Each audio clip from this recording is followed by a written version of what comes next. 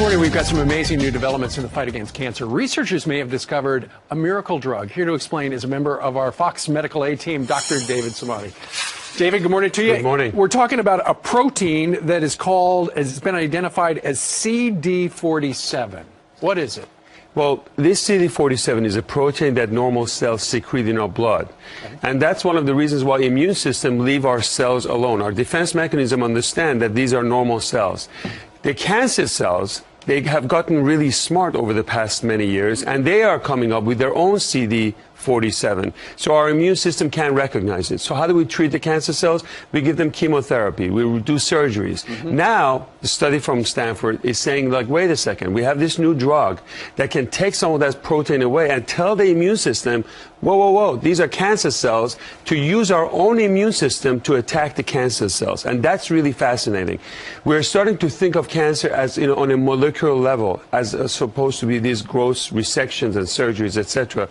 Big news and a big leap forward in the cancer field. Yeah, because apparently a researcher out in California was noticing that leukemia cells seem to secrete or generate a lot of the CD47.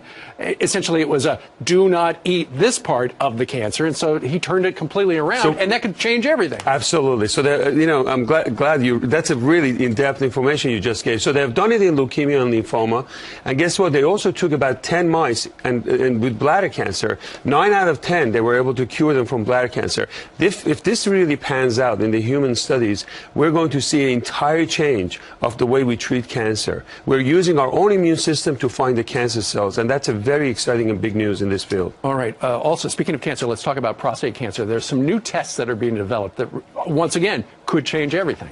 Look, PSA has been around for about almost 20 years, and it has done its service. It has helped us to find and screening. You need to know how to interpret. It's not a prostate cancer specific, so things such as enlarged prostate inflammation can give false alarm. Right. More biopsies, more issues. Now we have more tests, genetic tests. We have other things such as OPCO Health. I want people to look at that. These are 4 proteins instead of just one PSA, so that can reduce the number of biopsies. We can use our biopsies and find out which one we should operate on and which one we should not touch based on genetic studies. Amazing stuff. If you have done the surgery, then you want to know who is going to recur and cancer to come back and who is not. So I think in the next few years, Steve, you're going to see a lot of great studies besides PSA, and they're going to complement each other, and we're going to help reduce a lot of biopsies that are not necessary and surgeries on the right people. And this is not theoretical to you. This is what you do every day. Absolutely, and we're excited about it in the field of prostate cancer. All right. Dr. David Samadi, thank you very much for joining us today on this Friday. Nice to see you. Thank you, sir.